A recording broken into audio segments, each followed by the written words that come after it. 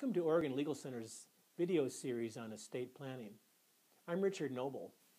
The topic of this video is, as Oregonians, we're all used to filing our income taxes each year in April.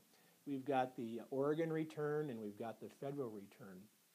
And a lot of times when I talk to people about estate taxes, there's a lot of confusion about what estate taxes are. Often people get them confused with income taxes because, of course, everybody files income tax returns. But estate taxes are different.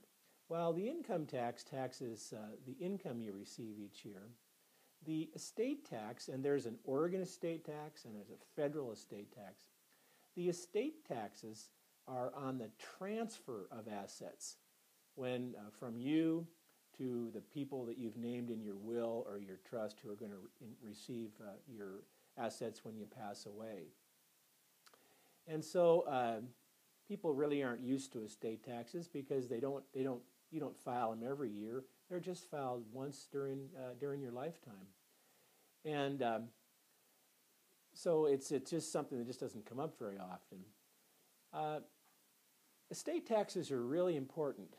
It's something to consider when you're doing estate planning. And because again, like when you're doing when you're doing estate planning, one of the main goals is to try and reduce expenses to the estate. And estate taxes can be a really big expense to the estate. And there's things we can do with the way we draft up the documents in your estate plan that can either reduce or in many cases actually eliminate estate taxes. Let's talk about let me just generally describe to you how these taxes work. Like I said, they tax the transfer of assets. Well, both in the state system and in the federal system, you are allowed to transfer a certain dollar amount of assets at your death without having to pay any estate tax. In Oregon, the amount you can pass currently is $1 million. And in the federal system, the amount you can pass currently without paying any federal estate tax is $5 million. These numbers have changed over the last few years. The allowance has become bigger for people. It wasn't too long ago in the federal system that if you transferred more than $600,000 that you had to pay tax on the amount over that. And that's a key point. You're really only taxed on the amount that is transferred that's over kind of the amount you're allowed. So in Oregon, if you transfer up to $1 million, there's no tax. But if you transfer over $1 million, say you transfer $1.5 million, well, the tax is imposed on the $500,000 that's over the million. And in Oregon, the tax ranges from 10 to 16%. The federal tax is imposed on estates that are over $5 million. So the first $5 million is free of tax. And because that amount is so high right now, the federal tax really doesn't impact many people that I deal with. A lot of times we are dealing with cases where people have estates anywhere between $1 and $2 million, or maybe up to $3 million. Whereas in old days, we'd be dealing with the federal estate tax because the amount that you could pass was lower. Under today's law, I don't really see that many people that have federal estate tax issues, because just think about it. In a family, the husband can pass $5 million and the wife can pass $5 million. So we're talking about a $10 million estate here in the family, and actually there's not many people that have estates that big. Of course, that $5 million, I'm making this video now in September of 2012, and currently at the end of 2012, the law is set to revert back to what it was years ago. For the federal limit, it's going to go back to $1 million. So anything over $1 million is going to be taxed. Nobody knows whether the law is going to go back like that, or whether Congress is going to make a change. Everybody thinks Congress is probably going to make a change, but really nobody knows at this point. Let's talk about how good estate planning can reduce or minimize that tax.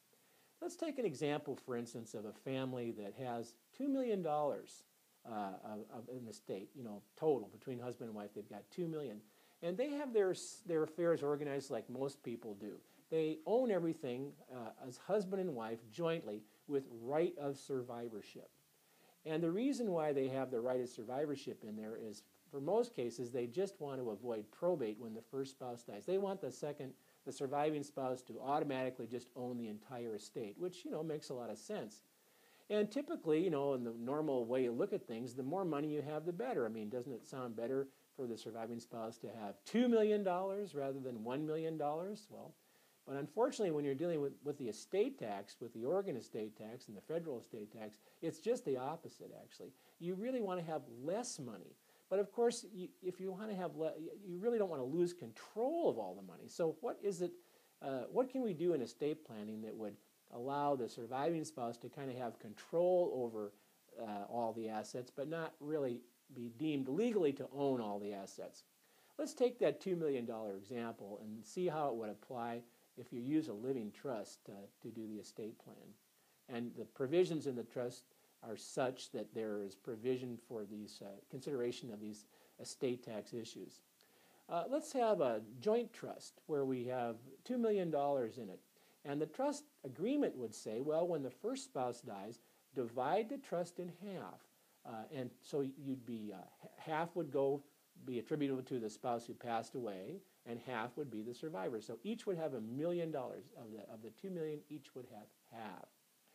Now, with respect to the $1 million that goes with the spouse who passed away, instead of a usual plan where that $1 million would be given to the surviving spouse, instead the trust would say, take that $1 million and put it into a credit shelter trust.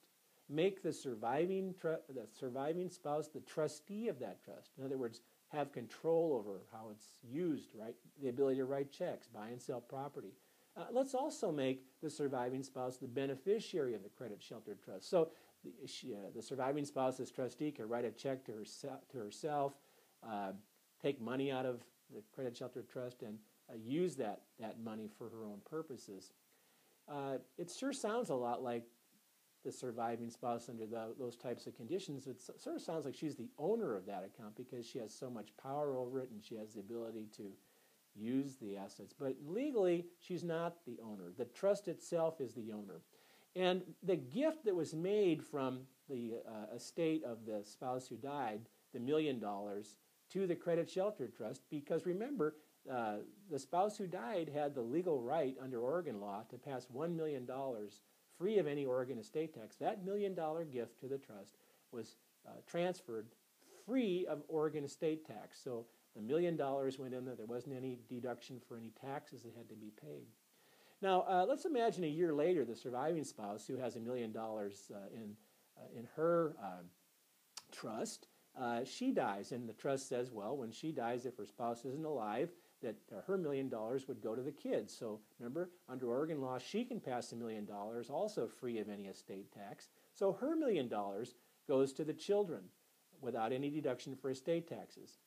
And the credit shelter trust provides that at the death of the surviving spouse, that trust is terminated by the successor trustee, who is to transfer the $1 million from the credit shelter trust to the children. That again passes free of tax. So the children get the full $2 million free of Oregon estate tax. That's a very commonly used device in estate planning where you set up this credit shelter trust so that the unified credit that the first spouse who died has isn't wasted.